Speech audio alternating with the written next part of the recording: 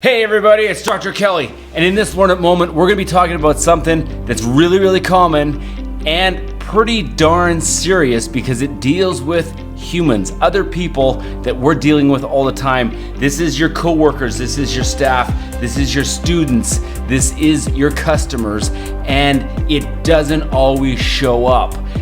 It's really easy to see if somebody's angry. It's way harder to see if they're anxious. In this episode, we're going to be talking about anxiety and how to deal with it. Hi everybody, it's Dr. Kelly. I used to be a teacher in the toughest classrooms, in the worst neighborhoods with the most difficult students. And what I learned there changed everything I thought I knew about content creation and delivery. Over the past 25 years, I've taught thousands of students, both in person and online. And what I can tell you is that effective online engagement is the hardest thing you'll ever do without guidance. So I've dedicated this channel to showing people exactly how to capture attention, hold engagement, and create transformation. Every single part of it. I love learning, I love teaching and making an impact, and that's all you're gonna find right here. All right, let's get into the nitty-gritty. Anxiety. This is something that's crazy common. Crazy, way more common than you think. In fact, if you wanna do some Google searching on it, it'll blow your mind. It is like up all over the entire world. Record rates of anxiety, dealing with anxiety, Google searches are all over the place. So remember in that last episode, I said, assume that every one of your people that come into whatever you're hosting, whether it's a staff training or a customer orientation day or a new student orientation day or just coming home from school, people would rather be somewhere else. Just assume that, because the fact of the matter is that there's a lot of stuff being piled on people's shoulders right now, and you need to come from a different place in order to make connection. So you can either assume people are either anxious or angry with you. Just walking into the room, they're probably not overjoyed to see you in the majority of cases. And if you walk into it like, oh, how can I help? How can I improve this? How can last episode we dealt with angry people. This one we're dealing with anxious people. So if you walk in and how can I help? Let me tell you the first and easiest way to deal with anxiety. The very best way to deal with anxiety, because anxiety, remember a couple episodes ago, then that one was crucial. So if you didn't write that shit down, write it down, because you're dealing with anxiety or anger. Anger is from the past, anxiety is in the future. So this is somebody that's walking into you and they have an uncertainty about the future. So right off the bat, before I even finish the word, you should be thinking, you know what I could do? Like you should be in your head saying, how could I use that? What could I do? This is an important point. How could I help people who may be anxious about dealing with me? May be anxious about the course that I'm putting on, may be anxious about the lesson we're about to do. Well, the first thing you do is you state the plan, and then, well, let's step back. You're actually going to plan your state, which is how it's going to go, and then you're going to state the plan. So if you put stuff up like that, if you say, okay guys, I just want everybody to know what to expect. Do you know what that does right off the bat? It lowers anxiety for everyone. Because if you know what to expect, you know, okay, this is gonna be a threat to my, nervous system, or it's not gonna be a threat. I'm gonna be asked to speak. I'm gonna be asked to recite. I'm gonna be asked, or I'm gonna be tested.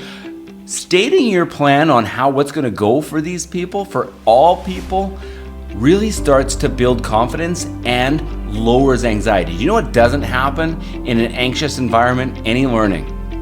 You can't learn if you're in an anxious state because you're not present. And we've talked about the importance of presence. You must keep your people present and pulling them out of the future saying, no, don't worry about that. That's not gonna happen. We're not gonna have a fire alarm. We're not gonna have a pop quiz today. We're not gonna have public speaking seminar or public speaking demonstrations right now. So calm down. Here we go. this is what we're gonna do.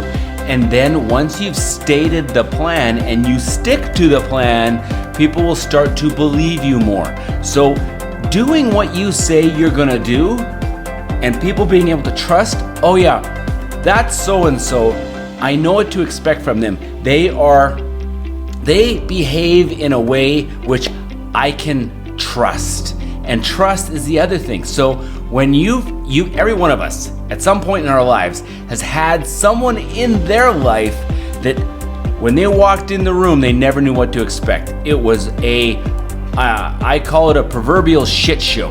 So when you walk in, you don't know if you're gonna get Mother Teresa or you're gonna get Helter Skelter. It's just like, whatever you walk into, it's a gong show. I promise you, that increases, it increases it for me, and I've spoke to hundreds of other people and they've said the same thing, it increases it for them. So if you are that person, that Jekyll and Hyde that I was just referring to, just know people are walking on eggshells around you. People are already feeling really anxious about being with you because they don't know what to expect. And you're gonna find that in that environment, people are gonna try their best to move away from you. You are not attracting people, you are pushing them away. In this day and age, people want to know what to expect. They want to have a higher level of trust, because that's another thing that seems to be lacking a little, like you may have noticed in our society. So building up trust, setting expectations, and then actually doing what you say you're gonna do. Think of the value you bring to the marketplace by doing those things. Think of the value you bring to your fellow coworkers, your fellow staff, your fellow students, or whatever your situation is. This is a universal principle. Come into a situation where your behavior is predictable, state what you're gonna do, and then do that thing, and you're gonna find anxiety levels start to drop significantly. If you can add a little humor to that and let people know what their future looks like with a little higher level of certainty, you're gonna garner even better response. So guys, whenever you're designing anything, and it's easiest when we're talking about this to talk about something like a staff training, when you're onboarding new people, think of the level of anxiety they have when they're coming into your organization for the first time. And they're like, I don't know, is everybody gonna be a jerk? What's the culture like? Guys, this is like your absolute gold zone to set some crazy new standards, to create a culture that you want to be in and people can thrive in, to create a culture of innovation and inspiration. This is where it happens. During that time frame right there, and whether you're teaching a class of 8-year-olds or whether you're teaching business executives what your new culture is going to be like in your institution, this is the moment. You can go out, make massive differences regardless of whether you're running a one-man shop or you're running a Fortune 500. And it all starts with doing what you say you're gonna do, setting expectations, and then following those expectations and being predictable. Holy macaroni. Those are not really deep principles, but they change future outcomes. I'm Dr. Kelly. Take this, use it, implement it into your life, and you're gonna see some massive changes with your engagement with